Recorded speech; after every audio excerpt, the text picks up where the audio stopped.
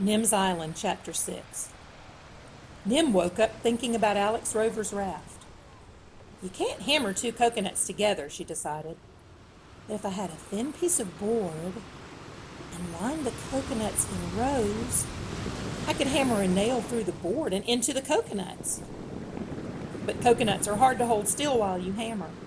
They roll around so that sometimes you hit the wrong thing. Ouch! Nim yelled, so loud and so often that Fred went to sulk in his cave, in case it was his fault. After 2 hours, she had a black and blue thumb and a pile of coconut for lunch, and only one unsmashed coconut. Let's go and see Chica, said Nim. Chica was resting on the damp sand, watching the tide go out. She blinked happily when she saw what her friends were carrying. Chica's favorite game was coconut soccer. That was what Nim called it, because soccer was the only ball game she'd ever seen a picture of, and because nobody else has ever thought of a name for a game with a girl, a sea lion, a turtle, and an iguana, all trying to be the first to get a floating coconut to shore. There were no rules except that Selkie wasn't supposed to pull Fred's tail, and Chica wasn't supposed to sit on the coconut underwater. Selkie cheated a lot. Chica didn't cheat much, but when she did, she was very good at it. So Nim threw the coconut into the water, and Fred dashed at it because he was the fastest and the best at guessing where it would land. And Selkie sneaked under him and splashed the nut across the sea. Then she tried to throw Fred across the sea too, but Nim saw her and shouted. And while Selkie was trying to look innocent, Chica grabbed the coconut. She tucked it tight under her strong turtle chin and didn't even notice everyone else tickling and pulling, wrestling and shoving. She towed them all towards the beach, and when she got to the edge of the water, she sank to the bottom with the coconut under her and wouldn't move. And since no one could move Chica if she didn't want them to, that was the end of the game. It's a tie, said Nim. Chica can't say she's won if the coconut's still in the water, so it's 0-all. Chica looked as smug as a green turtle can look, and didn't seem to mind at all. Late in the afternoon, Nim walked around the Keyhole Cove to check the coconuts. All 20 were still bobbing cheerfully around the cove, bumping and floating, loose and free. I've got it, Nim shouted. To aka at incognito.net, from jack.russo@explorer.net.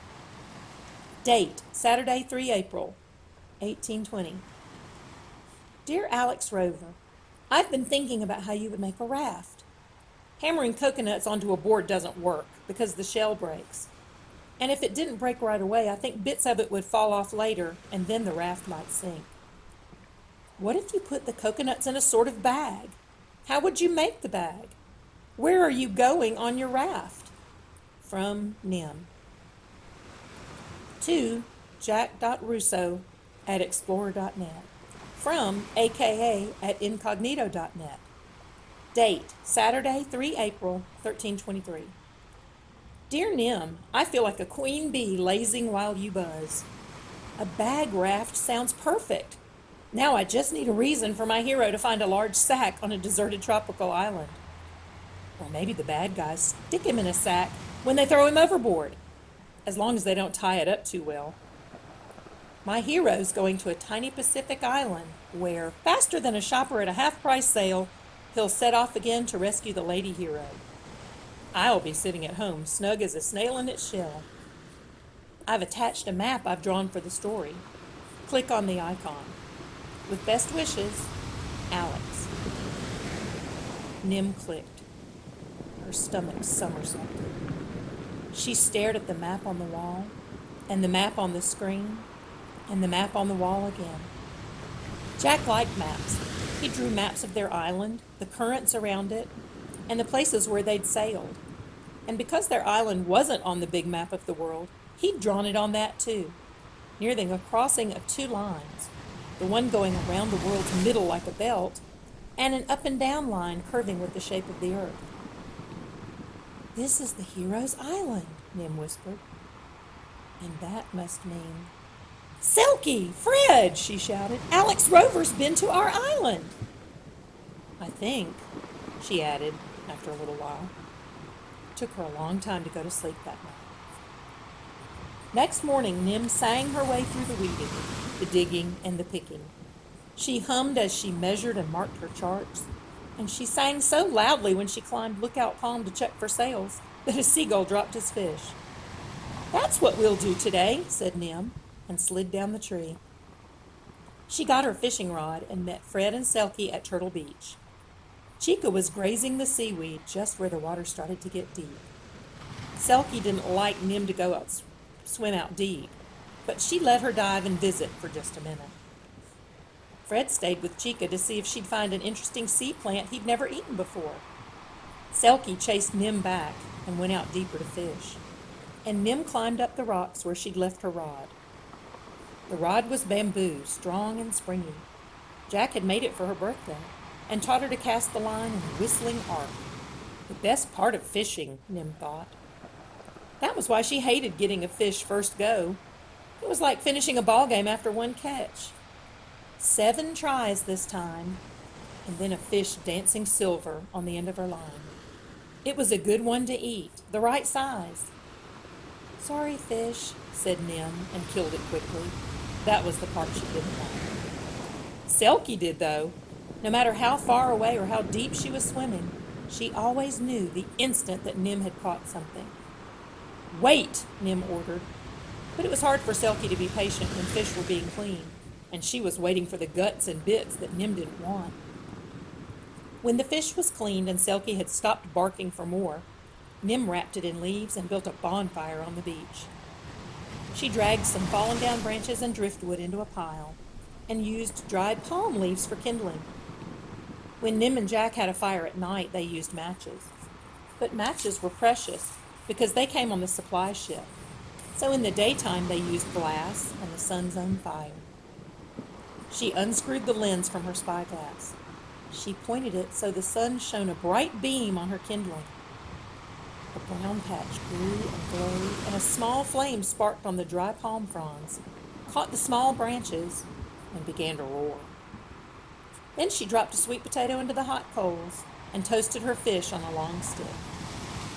After lunch, they all lay on the edge of the beach. The tide rippled over them, and when it started to float them away, they moved further up. Nim got a book and read with her legs in the water and the rest of her on the sand. And every few minutes, she looked up to watch for sails and wait for email time. To aka@incognito.net from jack.russo@explorer.net.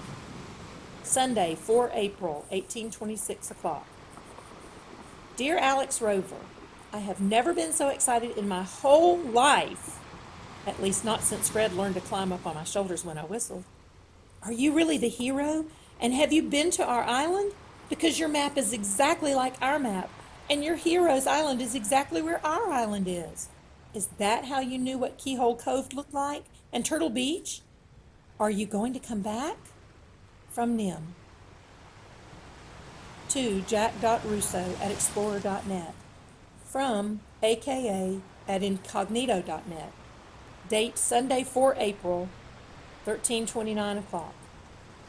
Dear Nim, this is as crazy wonderful as, well, I can't think of anything as crazy wonderful as an author making up an island and then emailing someone who lives there. I'll tell you how it happened. I made up a story about a brave hero and beautiful lady hero who sail around the world doing good things for science. To make the story exciting, I made up some bad guys who stole the boat, kidnapped the lady hero, and threw the hero overboard. But because the story needed a happy ending, I made up an island for him to land on, where he could build a raft and sail after the bad guys to rescue the lady hero. So I looked on a map, and I made a dot where there was an ocean current to help drift him to the island, where the weather was warm enough for coconuts to grow, and where it seemed like a good place for a volcano to have grown an island long ago. Will you be my island eyes and tell me what you see? Because I haven't been there, Nim, and I'm not hero enough ever to go. All the best, Alex.